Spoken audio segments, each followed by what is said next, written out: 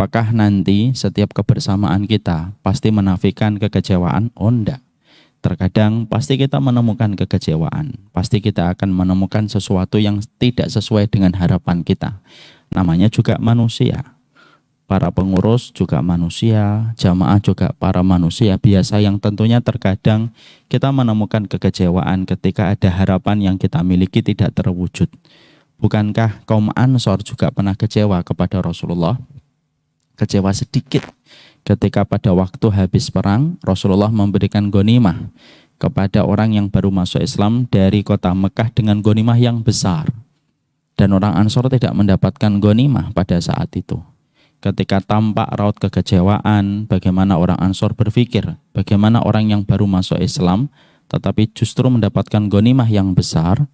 Maka pada saat itu Rasulullah memberikan sebuah obat dan jawaban. Bukankah mereka pulang dengan ontanya, mereka pulang dengan kudanya, dan saya pulang di antara kalian menuju ke kota dan rumah-rumah kalian. Perkataan itu menyegarkan hati dan dada orang-orang Ansor. Tapi di situ kita mendapati sebuah pelajaran. Orang Ansor pun pernah melihat apa yang diputuskan oleh Nabi ketika pertama kali mendengar itu ada rasa kekecewaan. Tapi kekecewaan itu hanyalah sebentar. Apa yang kita ambil dari pelajaran sirah ini? Dari pelajaran sirah ini adalah kekecewaan itu hal yang lumrah. Terkadang kita akan temukan. Sebagaimana kecewanya Khalid bin Walid ketika dipecat secara sepihak oleh Umar bin Khattab. Walaupun Umar bin Khattab memiliki pandangan jauh. Menjaga umat dari pengkultusan itu merupakan prioritas di dalam keimanan dan akidah. Karena Umar bin Khattab sudah melihat Khalid bin Walid ini sudah mulai dikultuskan. Bukan oleh beliau seorang Khalid, tetapi dikultuskan oleh para pengikut-pengikutnya ketika setiap peperangan yang diikuti oleh Khalid itu tidak pernah mengalami kekalahan. Wajar manusia itu terkadang akan dijadikan komoditi hulunya itu dalam perkara-perkara yang semacam ini. Umar bin Khattab dengan basirahnya, dengan ilmunya, dengan firasatnya yang kuat, bagaimana beliau memiliki derajat mulham, perkataannya banyak disetujui di dalam Al-Quran, maka beliau memecat Khalid bin Walid dan menjadikan sebagai rakyat biasa, prajurit biasa. Tapi Masya Allah yang terjadi adalah Khalid bin Walid menunjukkan kebesarannya, dia tidak memperpanjang masalah itu, dan perselisihan antara Khalid dan Umar bin Khattab selesai dengan kata-kata emas yang disampaikan oleh Khalid. Saya berjuang bukan untuk Umar, tapi saya berjuang untuk Allah Subhanahu wa Ta'ala. Inilah yang kita ambil sebuah pelajaran besar. Musibah satu kaum yang menimpa kepada sebagian dari kaum muslimin hari ini, maka harus menjadi faedah untuk kita. Dari kekecewaan yang akhirnya menjadi isu nasional hari ini dengan banyaknya musibah yang didapatkan, harusnya menjadi pelajaran untuk kita. Saya mengingatkan kepada diri saya dan kepada semuanya, kita adalah orang yang telah dipertemukan di masjid. Tidak menutup ada kekecewaan, tidak menutup ada gesekan yang mungkin nanti terjadi. Ada keputusan pengurus yang menurut kita agak tidak mengenakkan apa yang kita pikirkan.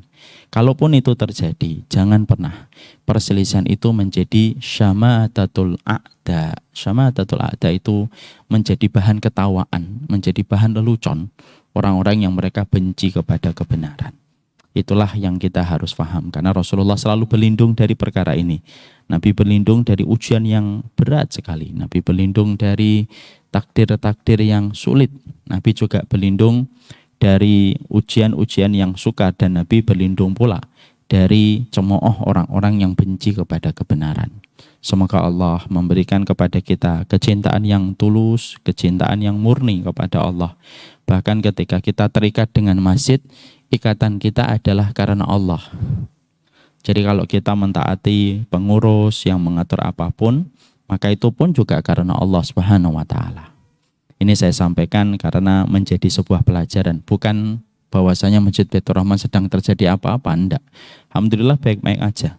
Bukankah satu pekan lagi kita akan makan sop buntut? Nah, jadi tidak ada masalah sebenarnya. Kita mengambil pelajaran dari sebuah pelajaran untuk di masa mendatang. Semoga sop buntutnya datang insya Allah pekan depan. Bagi yang punya kolesterol, harap olahraga sepekan ini insya Allah. Alhamdulillah, tentunya senang sekali kita bersyukur kepada Allah Subhanahu wa Ta'ala atas seluruh nikmat yang Allah berikan kepada kita, atas kenikmatan apapun yang Allah anugerahkan kepada kita. Terutama ketika kita diberikan kenikmatan pada pertolongan ibadah dan ketaatan yang kita kerjakan. Salah satu di antara kenikmatan yang sering kita lupakan adalah i'anatu bita'ah. Salah satu kenikmatan yang sering kita lupakan adalah kenikmatan ketika Allah memberikan pertolongan pada ibadah yang kita lakukan dan kita kerjakan. Kita mampu bangun sebelum subuh, padahal ini merupakan hari Arafah. Bagi sebagian kaum muslimin ini hari besar. Ini merupakan hari di mana Allah paling banyak membebaskan manusia dari api neraka. Ada 2 waktu prime time ketika Allah itu membebaskan banyak manusia dari belitan api neraka dan ancaman api jahanam. Yang pertama 10 hari yang terakhir di bulan Ramadan. Yang kedua yaitu pada waktu di Arafah. Bagi yang meyakini hari ini merupakan hari Arafah, tidak ada yang paling penting kecuali mulai paginya meniatkan untuk memakmurkan hari Arafah, hari yang besar. Dinamakan hari Arafah diambil dari kata Arafa ya'rifu.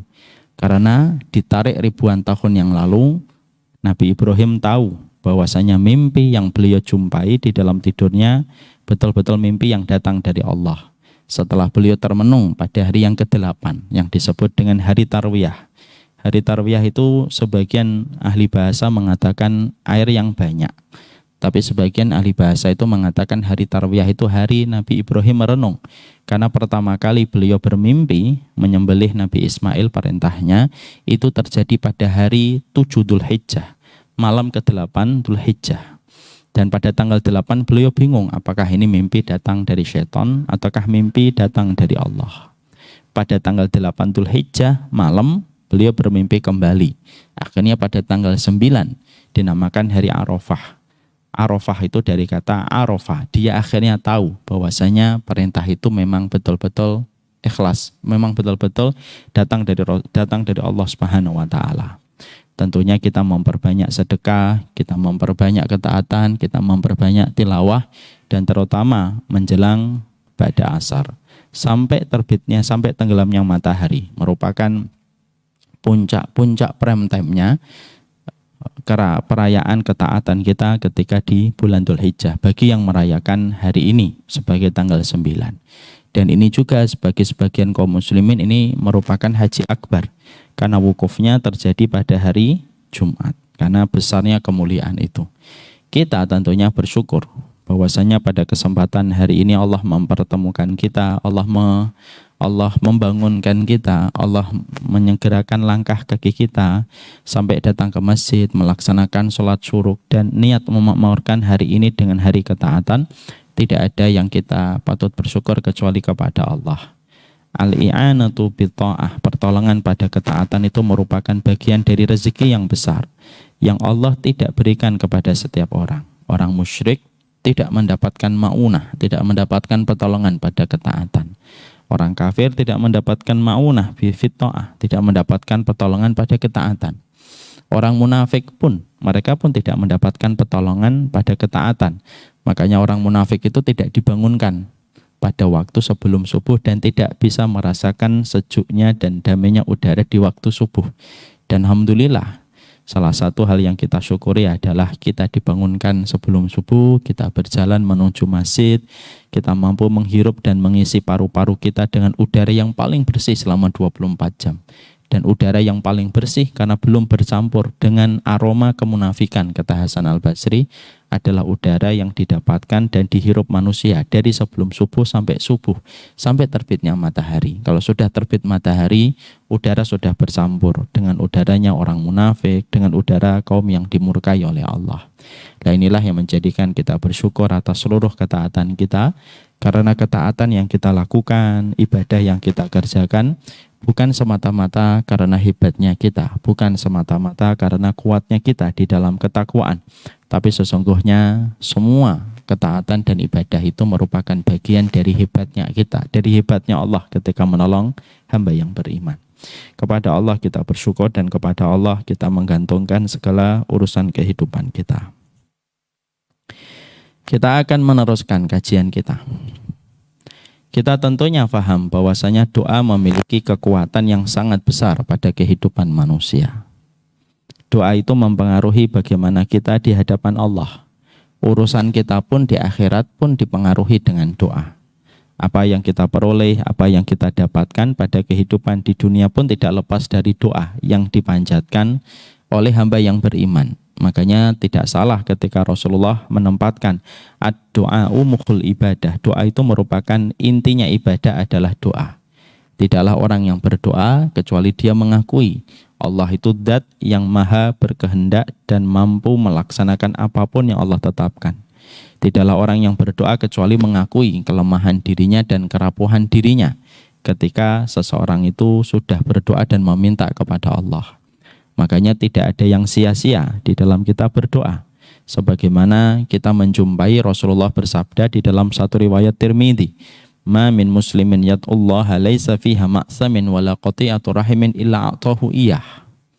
Tidaklah seorang muslim yang dia itu berdoa, di dalam doanya tidak ada konten dosa, di dalam doanya tidak ada konten memutuskan tali silaturahmi, kecuali Allah mengabulkan dengan 3 macam versi. Versi yang pertama, yu'ajjal lidawatihi, dia akan mendapatkan persis dengan apa yang dia minta dan dia doa kepada Allah. Atau yang kedua, yaitu yudakhiraha fi akhiratihi, disimpan untuk kebaikan dia nanti pada kehidupan di akhirat.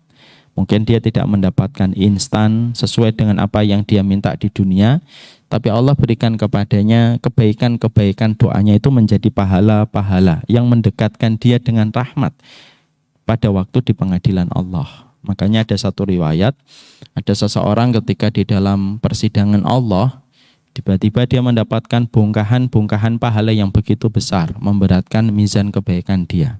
Maka dia melihat pahala itu, lalu dia berkata, "Ini dari amal yang mana ya Allah?" Maka dikatakan kepadanya, faqila lahu, dikatakan kepadanya, "Ini karena doa-doa yang kamu panjatkan dulu ketika di dunia, aku tidak mengabulkan di dunia, tapi aku simpan untuk kebaikan akhiratmu, ya, dan aku berikan itu pada kehidupan hari ini." Ya, itu yang kedua. Yang ketiga yaitu adalah kita dihindarkan dari musibah besar. Yang ketika kalau kita tidak berdoa mungkin kita akan dibenturkan dan dipertemukan dengan musibah itu. Tapi ketika kita mengangkat tangan, musibah itu Allah hindarkan dan Allah ganti dengan sebuah takdir yang lebih baik daripada takdir yang pertama. Yang takdir pertama itu berubah karena doa yang kita panjatkan. Coba, mana lagi yang kita butuhkan? Dikabulkan menjadi kebaikan akhirat atau dihindarkan dari musibah-musibah ujian yang berat dalam kehidupan kita. Makanya para sahabat ketika mengetahui betapa dahsyatnya kekuatan doa, mereka berkata, "Nuksir ya Rasulullah, kalau kami tahu doa seluar biasa semacam ini, kami akan perbanyak." Nah, disitulah kita akhirnya paham kekuatan para sahabat, salah satunya terletak pada kekuatan doa-doa mereka. Karena kalau sudah berdoa, tidak ada yang bisa untuk menghalangi orang yang berdoa. Bahkan sekuat apapun benteng kita bangun, tidak akan pernah bisa melawan doanya orang yang terdolimi, sekuat apapun perencanaan yang kita buat. Maka inilah yang menjadikan kita memahami betapa luar biasanya doa, dan hari ini doa itu masih dipahami secara minimalis. Doa itu masih dipahami secara minimalis. Artinya penting berdoa, penting meminta, tapi tidak menghadirkan makna, tidak menghadirkan khusyuk di dalam kita berdoa. Dan ini akan menjadi sebuah evaluasi bagi setiap para penuntut ilmu. Oleh karenanya kita melanjutkan kajian kita tentang masalah doa, dan kita membahas doa 40 Rabbana yang ada di dalam Al-Quran. Kita akan membuka pada halaman ke-43. Kita membahas surat Al-Baqarah 201. Di dalam doa Al-Baqarah 201, Allah berfirman di dalam salah satu doa yang sangat terkenal, dan sebagaimana keterangan dari Anas bin Malik, ini merupakan doa yang paling sering diucapkan Nabi. Rabbana atina fid dunya hasanah wa fil akhirati hasanah wa qina adzabannar. Ya Allah, Rabb yang kami sembah, berikanlah kepada kami kebaikan di dunia dan kebaikan kepada kami dalam kehidupan di akhirat, dan jauhkanlah kami dari api neraka. Kita kemarin sudah membahas tentang keutamaan doa ini. Bagaimana doa ini merupakan doa yang dipanjatkan Nabi. Ini merupakan salah satu redaksi di dalam kita meminta kepada Allah, maka ucapkanlah dan masukkanlah redaksi Rabbana atina fid dunya hasanah wa fil akhirati hasanah. Karena doa itu menjadi lebih mustajab ketika memasukkan redaksi doa Rabbana atina fid dunya hasanah. Ini merupakan doa pula yang kita dapatkan ketika seseorang melaksanakan tawaf dari Ruknul Yamani sampai Hajar Aswad. Maka doanya adalah Rabbana atina fid dunya hasanah. Sampai dikhususkan, diucapkan secara khusus ketika kita sedang tawaf berada di antara Ruknul Yamani sampai Hajar Aswad, itu menunjukkan berarti ini merupakan doa yang terkandung di dalamnya kaidah besar kemaslahatan hidup kita. Doa ini juga merupakan doa kalau kita mendapatkan sesuatu yang berat, ketika kita mendapatkan ujian yang berat, maka yang kita berdoa adalah Rabbana atina fid dunya hasanah. Itu muqaddimah dari keutamaan yang dimiliki oleh doa Rabbana atina fid dunya hasanah yang disebut oleh masyarakat Melayu dengan doa sapu jagat. Ya, karena memang luar biasa. Sekarang mari kita bahas dulu. Doa ini ternyata memiliki asbabun nuzul. Doa ini ternyata memiliki sebuah sebab latar belakang yang menjadikan doa ini disebutkan oleh Allah pada surat Al-Baqarah 201. Mengetahui asbabun nuzul, mengetahui latar belakang terjadinya sebuah ayat ketika diturunkan lebih menghayati apa yang kita ucapkan. Karena sebagian dari ayat itu ada ayat yang turun langsung merupakan syariat Allah tanpa ada pertanyaan ataupun tanpa ada kejadian yang melatar belakangi. Tapi ada ayat yang diturunkan karena jawaban dari pertanyaan ataupun merupakan respon dari sebuah peristiwa, lalu turunlah ayat itu menjadi latar belakang dari peristiwa dan kejadian yang terjadi. Surat Al-Baqarah 201 ini merupakan sebuah ayat yang turun disebabkan dengan latar belakang yang terjadi. Latar belakang itu adalah ketika diterangkan kana qaumun yaji'una ilal mauqif. Jadi Allah menerangkan tentang satu kaum. Ada satu kaum yang mereka datang yaji'una ilal mauqif. Mereka datang kepada satu tempat fayaqulun. Kemudian mereka itu berkata kepada Allah. Mereka berdoa kepada Allah. Allahumma ij'al ama khasbin wa ama ghaisin wa wilada hasanin fala yadhkuruna minal akhirati syai'a. Allah itu mendapati ada satu kaum yang datang ke satu tempat. Ketika mereka datang ke satu tempat, mereka berdoa. Doanya apa? Doanya adalah, ya Allah, jadikanlah tahun ini tahun yang penuh dengan hujan. Jadikanlah tahun ini tahun yang subur. Dan jadikanlah tahun ini kami mendapatkan keturunan. Wala yadhkuruna minal akhirati syai'a. Lalu mereka tidak menyebutkan perkara akhirat ketika mereka berdoa kepada Allah. Maka ini menjadi latar belakang turunnya surat Al-Baqarah 200. Yaitu adalah orang-orang yang mereka itu meminta Rabbana atina fid dunya hasanah wa ma lahu fil akhirati min khalaq. Mereka itu mintanya dunia tok. Dan mereka tidak memperhatikan bagaimana permintaan mereka pada urusan akhirat mereka. Makanya kemudian Allah turunkan 201. Allah mengingatkan, yaitu adalah wa minhum may yaqulu rabbana atina fid dunya hasanah wa fil akhirati hasanah wa qina adzabannar. Lalu Allah menyebutkan orang yang beriman itu harusnya tidak hanya fokus meminta urusan dunia, tapi juga mereka meminta kebaikan akhirat dan terjaganya mereka dari api neraka. Ini menjadi latar belakang. Disinilah ada salah satu perkataan emas dari seorang ulama salaf. Surat Al-Baqarah 200 dan surat Al-Baqarah 201 menyingkap siapa orang yang menjadi hambanya dunia dan menyingkap siapa orang yang menjadi hamba akhirat. Jadi kalau kita pengen tahu siapakah orang yang menjadi hambanya dunia dan hambanya akhirat, maka pelajaran sederhana disampaikan dan diterangkan di dalam ayat 200 dan 201. Orang yang menjadi hambanya dunia itu adalah orang yang selalu melulu permintaannya dan permohonannya dan doanya kepada Allah itu selalu melulu urusan dunia. Lalu tidak menyebutkan urusan akhirat kecuali sebentar saja. Jadi seluruh permintaan dia kepada Allah itu didominasi dengan permintaan dunia. Adapun orang yang menjadi hamba akhirat itu adalah orang yang mendominasi permintaannya permohonannya kepada Allah lebih dominan dengan permintaan akhirat daripada permohonan dan permintaan dunianya. Dan dia menyebutkan doanya tentang urusan dunia itu lebih kecil daripada permohonan yang dia minta dan diharapkan kepada Allah dalam urusan akhiratnya. Inilah yang menjadi sebab latar belakang asbabun nuzul, kenapa surat Al-Baqarah 201 diturunkan. Jadi kalau saya, Bapak, Ibu pengen meraba diri kita, apakah kita ini hambanya dunia ataukah tidak, itu akan tersingkap dengan doa yang kita panjatkan kalau direkam. Kalau ada catatan, ada historinya, ibarat Google ada historinya. Website apa yang kita buka dan website apa yang pernah kita kunjungi. Maka sesungguhnya doa kita itu merekam apakah kita itu hambanya dunia ataukah kita ini hambanya akhirat. Dan yang Allah terangkan, kana qaumun yaji'una ilal mauqif. Kaum yang datang ke satu tempat ini bukan kaum musyrik loh. Yang disebutkan oleh Allah ini adalah orang muslim. Tapi ketika mereka datang ke satu tempat, setidaknya ada 3 yang dicatat dan diabadikan oleh Allah di dalam riwayat yang dinukil oleh Imam Ibnu Katsir. Allahumma ij'alhu ama khasbin wa ama ghaisin wa wilada hasanin. Maka dia sebutkan itu 3. Jadikanlah tahun ini tahun hujan, jadikanlah tahun ini tahun kesuburan, dan jadikanlah anak-anak yang kami dapatkan. Dan dia menyebutkan 3-tiganya adalah urusan dunia. Setelah dia berdoa dengan 3 permintaan dunia itu, fala yadhkuruna minal akhirati syai'a. Mereka tidak menyebut urusan akhirat setelah mereka minta dunia. Masya Allah.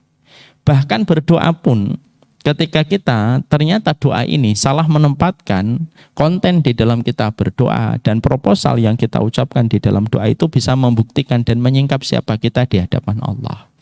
Makanya semoga kita memahami ini, memiliki rasa malu kalau kita tahunya bahwasanya kita akan mendatangi urusan akhirat kita, tetapi kita justru meminta urusan akhirat lebih dominan daripada urusan dunia kita. Inilah asbabun nuzulnya.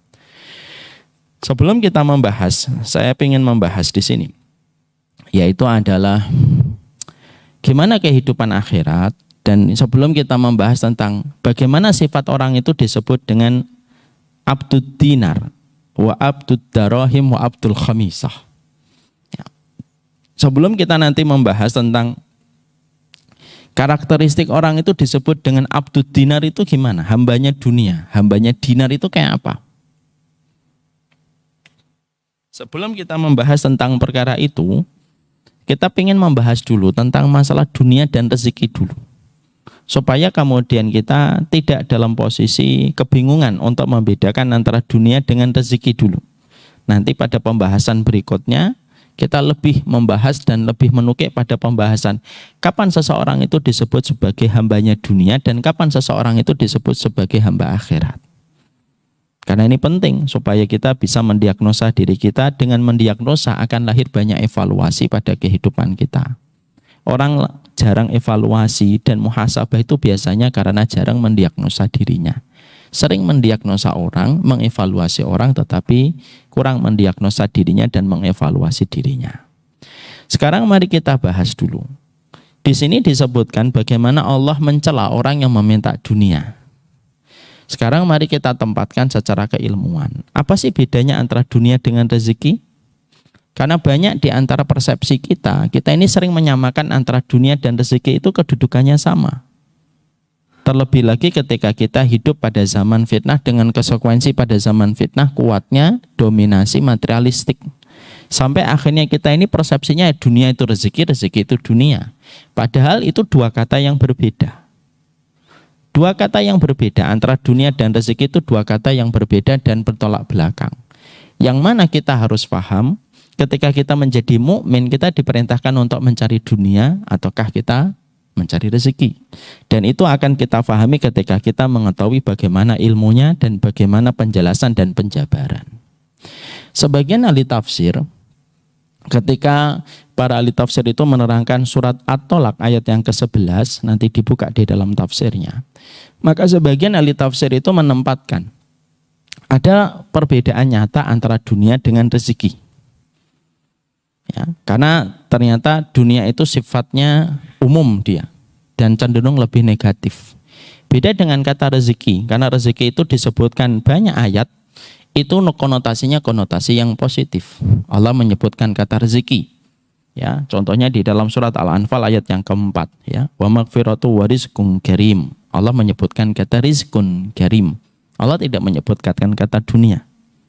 Ketika Allah kemudian menyebutkan kata rezeki pula, wa may yu'min billahi wa ya'mal shalihan yudkhilhu jannatin tajri min tahtihal anharu khalidina fiha abada. Qad ahsanallahu lahu rizqa. Allah menyebutkan kata rezeki. Tidak disebutkan kata dunia. Ketika Allah menyebutkan pada ayat yang lain, wa fis sama'i rizqukum, di dalam langit-langit kalian ada rezeki kalian, itu disebutkan kata rezeki lagi.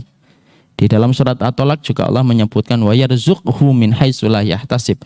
Allah kasih mereka rezeki dari jalur yang tidak mereka sangka-sangka. Allah menyebutnya juga dengan kata rezeki, bukan kata dunia.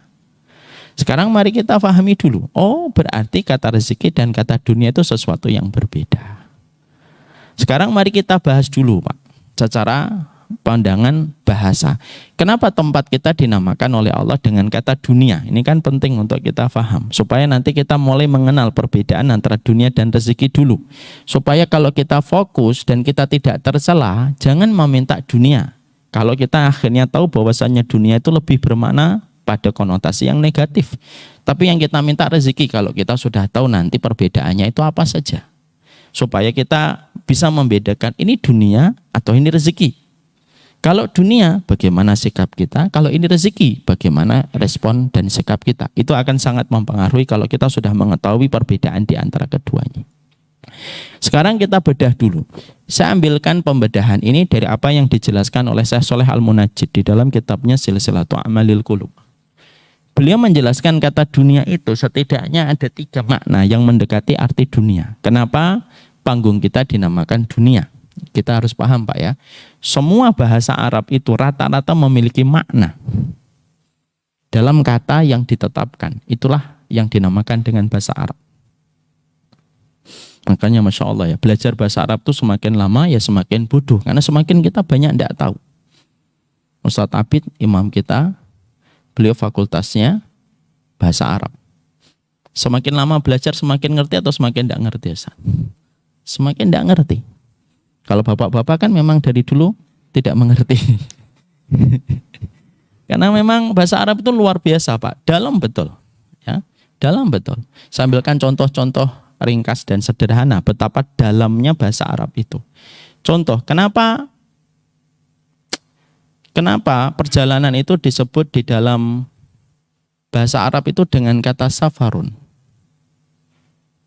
Perjalanan, traveling, bahasa Inggrisnya. Kalau ditanya travel itu apa? Traveling itu apa? Tidak ada artinya. Dalam Indonesia, pergi ke Bandung atau ke Semarang, perjalanan. Artinya apa maknanya? Tidak ada. Beda, Pak, kalau bahasa Arab. Disebut dengan kata safarun karena makna dari kata safar itu adalah bana wa wadhaha. Safar itu artinya bana. Bana itu, safar itu disebut dengan safarun karena seseorang itu kalau safar akan kelihatan jelas karakter aslinya. Apakah kita mendapati beliau suka membantu ataukah tidak, suka berkorban ataukah tidak. Jangan dilihat ketika bukan di safar, karena itu nggak kelihatan. Tetapi itu akan kelihatan ketika seseorang sudah safar. Makanya uniknya, Khalifah Umar tahakum atau tahkim, menghakimi 2 orang yang berselisih. Maka pertanyaan Umar itu sederhana. Hal safar tama'ahu? Pernah safar nggak sama dia? Lam usafir ma'ah. Saya belum pernah safar sama dia. Keterangannya ditolak. Cuma pendengaran kita yang terbatas. Allah jadikan pendengaran kita terbatas itu supaya kita nikmat hidupnya. Coba kalau kita dijadikan pendengaran kita kayak kelelawar. Tidak bisa tidur, Pak. Kita mendengar ini, kita mendengar itu. Naiklah ke langit. Diterangkan yas'adu ilas sama. Ke langit yang tinggi. Sampai mentok langit yang ke-7. Pada langit yang ke-7 tidak dibukakan oleh Allah. Allah kemudian menyampaikan kepada malaikat yang membawa ruh itu, aiduhu ilal ardi. Kembalikan dia ke bumi, ke tempat yang rendah itu. Kembalikan dia ke bumi itu. Karena sesungguhnya disitulah aku menciptakannya dan disitulah nanti aku akan membangkitkan kembali. Berarti disitulah kita memahami arti bahwasanya dunia itu tempat yang rendah. Surga itu tempat yang tinggi. Makanya nanti para penduduk neraka bisa melihat penduduk surga itu sambil melongok begini. Dari semua nikmat yang didapatkan sama penduduk surga. Mereka ngelihatnya ke atas. Karena memang atas itu identik dengan berbagai macam keindahan. Melihat matahari di Bekasi tidak akan sama dengan melihat matahari di puncak Gunung Merapi. Sunrise-nya kan beda, Pak. Di tempat yang tinggi itu semuanya kelihatan indah. Kita kalau di apartemen tinggal di lantai 1, yang kelihatan tempat parkir dan lobi. Tapi kalau kita tinggal di lantai 25 apartemen, ngelihat mobil jalan aja sudah menyenangkan, kayak mainan. Mendengar adzan bersahut-sahutan itu terasa sejuk dan menenangkan kalau kita mendengarnya di lantai 25. Karena tempat yang tinggi. Makanya kalau kita berada dalam kehidupan di dunia, ya kehidupan dunia dengan lengket dengan berbagai macam hal. Ada yang menarik ya dari kisah orang Papua. Orang Papua itu kan dulu sering terkena penyakit malaria. Saya pernah baca, ini benar atau enggak saya nggak ngerti. Maka mereka akhirnya untuk menghindari gigitan nyamuk malaria itu tidurnya di tempat yang tinggi. Benar atau tidak saya nggak ngerti. Tapi mereka akhirnya naik ke tempat-tempat tinggi supaya nyamuk malarianya tidak bisa ke tempat yang tinggi. Insya Allah ya. Dan itulah yang kita dapati di dunia ini. Ya ada bakteri, ya ada virus, ada nyamuk Aedes aegypti, ada nyamuk malaria. Semuanya ada karena di tempat yang rendah. Makanya ketika Allah menyebutkan kata surga, surga itu tinggi. Tingkatannya itu tinggi. Antara satu tingkatan dengan tingkatan itu bisa sejarak 500 tahun perjalanan, Pak. Saking begitu tingginya surga. Yang paling puncak disebut dengan Firdaus, yang Allah ciptakan dengan kedua tangannya sendiri. Firdaus itu di bawah arsy-nya Allah secara langsung. Ada tempat lagi di arsy itu yang lebih tinggi dari Firdaus itu, yaitu namanya wasilah, tempatnya Rasulullah SAW. Yang Rasulullah meminta ketika kita berdoa habis adzan memintakan wasilah untuk Rasulullah SAW. Semua penyebutan kata surga itu selalu identik di tempat yang tinggi. Makanya penduduk neraka ketika melihat penduduk surga itu melihatnya ke atas. Mereka melihatnya ke atas. Dan itu merupakan makna secara geografi. Kenapa kok tempat kita dinamakan dunia tempat yang rendah? Dan ketika mati kita akan menuju kepada tempat yang tinggi. Ini yang pertama. Yang kedua, dinamakan dengan kata surga itu karena li syiddati waktiha atau li qurbi waktiha, yaitu karena waktunya yang singkat, Pak, dibandingkan dengan kehidupan waktu kelak di akhirat. Makanya orang ketika di dunia kan begitu cepat. Begitu cepat Allah putarkan waktu, dan 2 kali lebih cepat ketika kita sudah berada di akhir zaman. Kelihatannya baru kemarin kita Idul Adha, sekarang sudah Idul Adha. Nanti berjalan sebentar, masuk lagi kepada Ramadan. Waktu diputar dengan cepat. Kita merasa baru punya anak kemarin, anak kita sudah SMP. Kita baru merasa memasukkan anak kita ke SD, anak kita sekarang sudah mau menikah. Beberapa bulan lagi ke depan akan menikah. Begitu cepat diputarkan waktu oleh Allah Subhanahu wa Ta'ala. Dan itulah yang menjadikan akhirnya kita memahami perkataan para salaf, al-waktu kas-saif, waktu itu sebagaimana pedang. Yang mana waktu itu ya betul-betul menjadi sebuah manifestasi kebaikan, dan salah satu di antara kerugian dan penyesalan besar seseorang itu ketika di pengadilan Allah itu ya karena mereka merasa terbuang waktunya, di mana waktunya itu sebentar. Hanya sepanggilan waktu di antara pagi sampai duha. Waktu yang paling cepat itu apa? Pagi sampai duha, Pak. Waktu pagi sampai duha itu kan paling cepat. Baru bangun, sholat subuh, pulang sebentar, ngurusin rumah, sudah masuk waktu duha. Dan Allah menyebutkan bahwasanya ya permisalannya semacam itu. Karena waktu yang begitu cepat. Yang ketiga, kenapa dinamakan panggung kita ini dinamakan oleh Allah dengan kata dunia? Yang ketiga maknanya, dinamakan panggung kita, dinamakan dengan dunia, yaitu adalah lidana'ah. Dana'ah itu sesuatu yang hina. Sesuatu yang kotor, sesuatu yang najis, itu namanya dana'ah, hina. Diambil dari akar kata dana'atun, diambil dari akar kata hina, maka disitulah Allah memberikan nama kepada dunia. Dan dunia itu tempat kotor. Makanya pernah Umar bin Khattab jalan bersama teman-temannya, beliau jalan. Lalu melewati tempat, di situ banyak sampah. lalat berputar-putar di sampah itu. Teman-temannya Umar bin Khattab, tidak disebutkan siapa sahabat ini dalam asar tersebut, maka teman-temannya itu menutup hidungnya. Menutup hidungnya. Lalu Umar bin Khattab nggak menutup hidung, justru beliau mengambil faedah. Itulah orang berilmu. Semua apapun jadi pelajaran. Lalu Umar bin Khattab mengatakan, "Hadihi dunyakum allatina ilaiha." Kenapa ditutup hidungnya? Ini dunia yang kalian yang kita ini setiap waktunya ngejar, ini dunia ini kayak gini.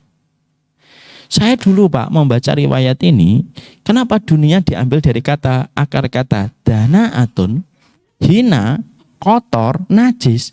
Saya terus terang susah memahami. Ya. Sampai akhirnya saya menemukan sebuah permasalahan atau permisalan yang tepat. Kenapa dunia itu kotor dan najis? Itu akan ketahuan kalau kita fasenya sudah naik kepada fase penduduk surga.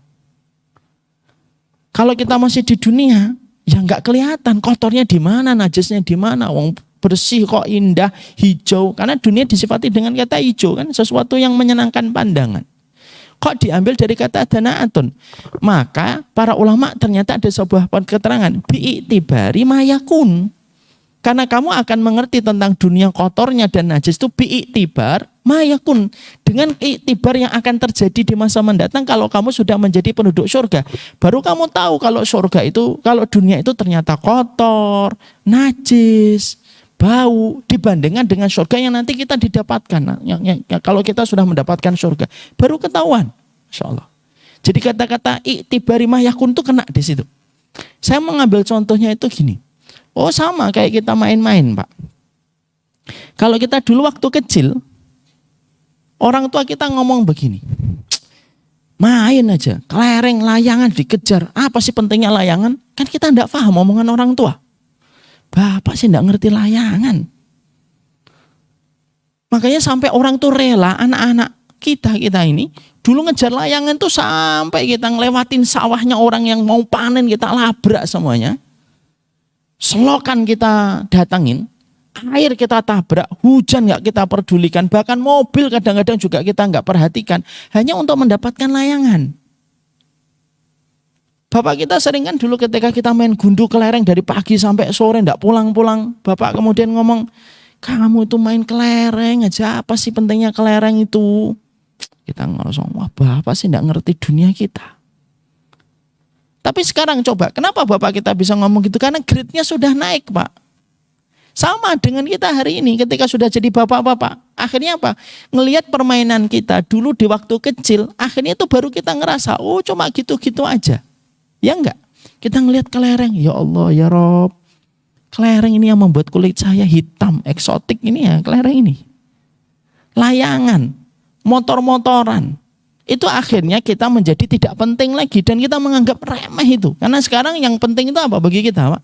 Yang penting BPKB, sertifikat, akte tanah, ya, cek. Itu penting. Yang mana bagi orang kecil, anak kecil kayak anak-anak saya misalkan Ja'far Basam, cek, nggak ngerti dia. Akte tanah itu pentingnya apa? Nggak ngerti. Karena apa? Bi'itibari mayakunnya belum dapat. Masya Allah ya. Jadi seseorang itu Masya Allah akan mendapatkan apa yang dijelaskan oleh Allah ketika Allah mengatakan dunia itu tempat yang kotor dan najis. Kalau seseorang itu sudah berada di surga Pak. Baru nanti orang itu mengatakan di antara dialognya. Karena salah satu aktivitas kesibukan penduduk surga itu apa? Ngobrol Pak. Aktivitas penduduk surga itu ngobrol Pak. Ngobrol itu kan enak kan Pak. Makanya sekarang acara podcast ngobrol itu trending di mana-mana karena ngobrol tuh enak. Yang paling enak di Masjid Baitur Rahman setelah sholat dikir itu apa? Ngobrol. Kalau satu frekuensi, ngobrol gitu. Yang sana grup poligami, yang sana grup apa? Bisa ditebak Pak, nama-nama grupnya dilihat dari umurnya. Ya ini ngomongannya apa udah bisa nih. Ngobrol Pak, dan di antara salah satu konten ngobrol itu membicarakan tentang kehidupan dunia, ternyata gitu-gitu aja dulu.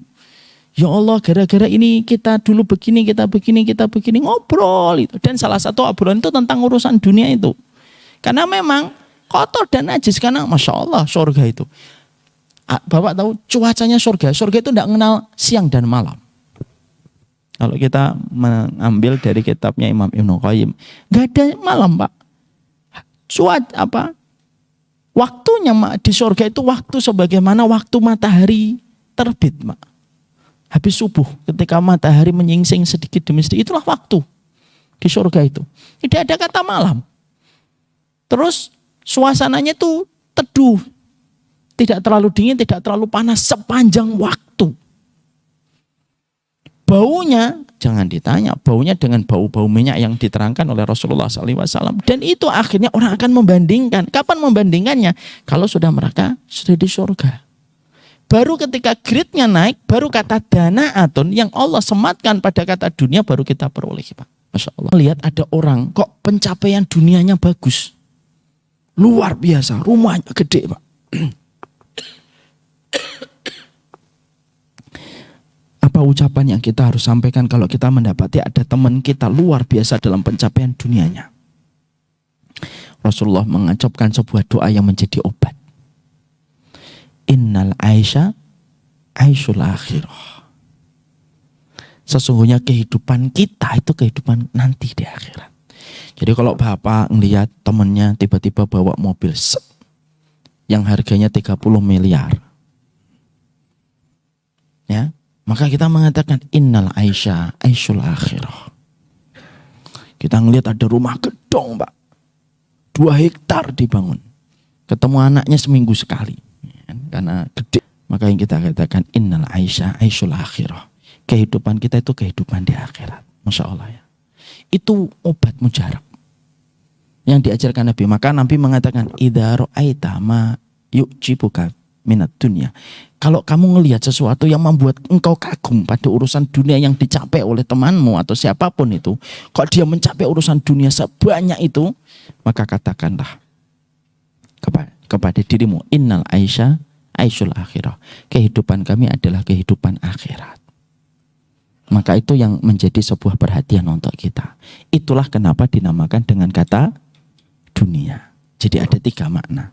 Pertama, karena tempatnya yang rendah. Yang kedua, karena waktunya yang singkat, sesingkat-singkatnya. Yang ketiga, karena dunia itu adalah tempat yang kotor. Dan kita akan tahu kotornya dunia kalau grade kita sudah naik menjadi penduduk surga. Itu arti dunia. Jadi akhirnya kita paham. Setelah kita mengerti arti dunia, maka kita mulai menerangkan tentang rezeki dan dunia itu perbandingannya apa. Ini mati ya. Makanya dari tadi kok nggak sholat syuruk tadi. 6/4. Gimana ini jam 6/4 Pak? Mungkin ada yang kerja, mungkin ada yang sibuk, ada urusan pada keluarganya, mungkin kita cukupkan lah. Baru kita mengerti tentang makna dunia. Nanti rezeki apa? Dan kenapa Rasulullah itu mencontohkan kita minta rezeki? Makna rezeki itu bagaimana? Itu mungkin nanti kita akan terangkan karena pembahasan surat Al-Baqarah ayat yang ke-200 ini cukup sangat dalam supaya makna itu bisa kita hadirkan. Dan lain kali tolong ya kepada para panitia itu dihidupkan supaya saya tahu kalau syuruk ini kita harus segera selesai untuk melaksanakan sholat syuruk kita. Ini yang mungkin saya sampaikan Pak di dalam pertemuan hari ini. Semoga Allah memberikan kebaikan untuk kita. Walaupun kita belajarnya pelan-pelan, tidak apa-apa. Yang terpenting kita wujudnya adalah kebersamaan. Moga-moga nanti dengan kita banyak berkumpul semacam ini akan banyak sekali kemaslahatan Allah. Saya berharap ada banyak hal yang bisa kita diskusikan pula. Nanti saya ingin kalau kajian ini tidak hanya selesai dengan kajian. Mungkin ada ide yang bisa kita bicarakan bareng-bareng untuk kemaslahatan komunitas. Saya kemarin juga ngomong ke Pak Heri ya, Pak Haji. Emang Baitur Rahman tidak ingin punya kuburan gitu. Supaya kuburan itu dekat, kuburannya syar'i. Kuburannya supaya kaum muslimin mereka dikuburkan di antara orang-orang yang mereka saling mengenal satu dengan yang lainnya. Itu salah satu obrolan saya kepada Pak Heri. Hampir Pak.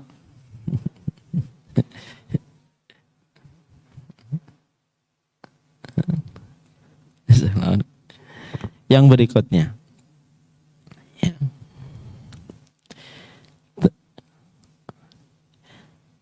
Tadi diterangkan bahwasanya dalam bahasa Arab itu kan maknanya dalam. Maknanya dalam bahasa Arab. Ini untuk ibu-ibu. Tolong ada yang menjadi wasitnya.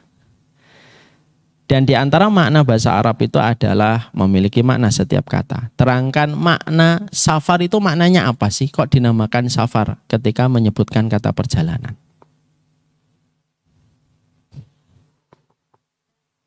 Siapa yang jawab? Siapa yang jawab? Ya, Ibu. Jelas. Kenapa safar dinamakan jelas, Ibu? Masya Allah, barakallahu fiik. Ini Ibu ya, nanti diambil ke ketua DKM kita, Pak Haji Heri. Jangan diambil ya Pak, untuk beliau. Kemudian yang berikutnya, arti dunia itu memiliki arti yang banyak. Beliau dulu. Memiliki arti 3, sebutkan artinya Bapak. Tempat yang rendah. Yang kedua, apa? Waktu yang cepat. Hina, Masya Allah, barakallahu.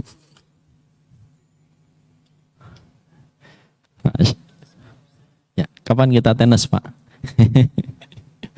Pertanyaan yang terakhir untuk kesempatan hari ini, semoga Allah terima amal yang kita lakukan dan kita kerjakan. Kenapa Pak? Untuk ibu-ibu lagi. Oh iya, untuk ibu-ibu lagi. Ibu-ibu baru satu kata dia. Untuk ibu-ibu lagi. Pertanyaannya, ada lagi? Masya Allah. Itu ya, jubahnya. Pertanyaan berikutnya adalah, tadi saya nyampaikan apa ya?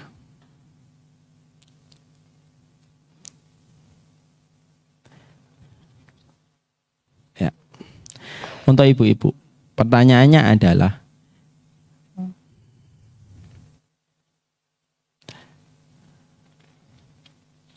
apa ya pertanyaan? Buat pertanyaan kadang-kadang lebih susah dari cara menjawab. Kenapa? Kenapa? Kenapa? Oh, oh iya boleh. Bagus itu.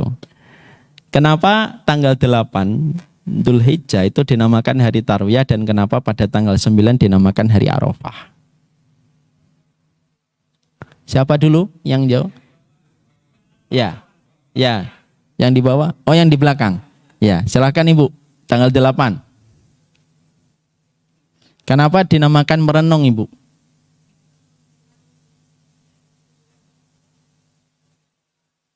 Ya, yang kedua, hari Arafah itu hari apa?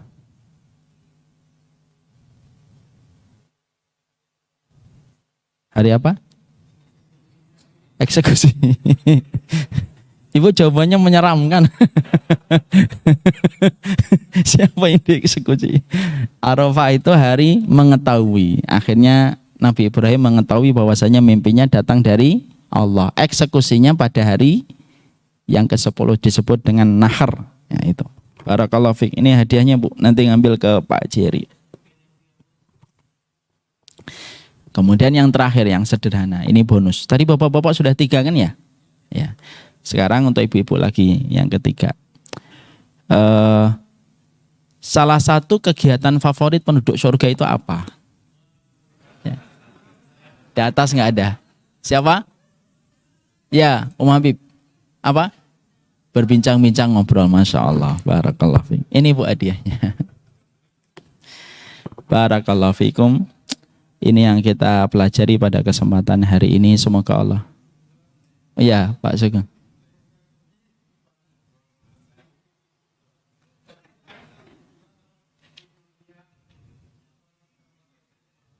Kenapa Bapak? Hah? Hah? Iya. Iya. Oh gitu. Iya.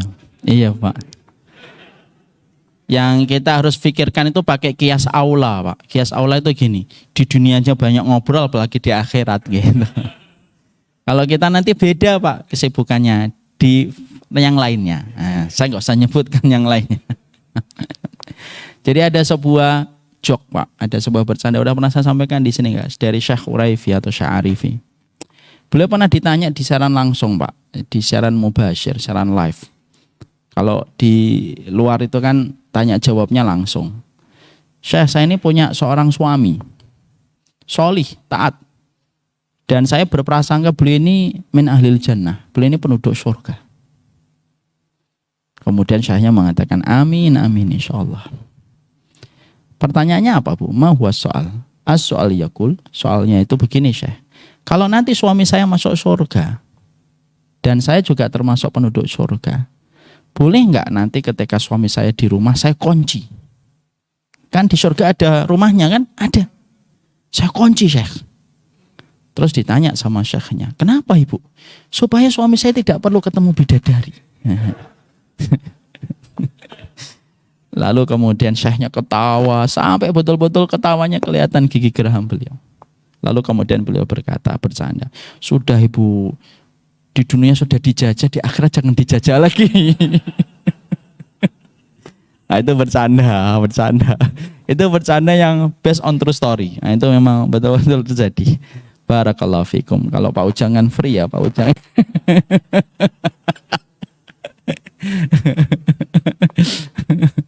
Saya senang kalau Pak Ujang ini belum menikah, jadi kita ada sarana untuk mencintai beliau dengan bercanda. Tapi ini bagian dari doa kita kepada Pak Ujang, semoga beliau, istrinya yang telah wafat, dirahmati oleh Allah, dilapangkan kuburnya, diampuni dosa-dosanya, dan tidak ada tempat seorang istri yang diridhoi oleh suami kecuali tempatnya di surga. Dan Pak Ujang mengatakan berkali-kali ridho kepada istrinya. Ini salah satu puncak karir tertinggi seorang wanita, diridhoi oleh suaminya.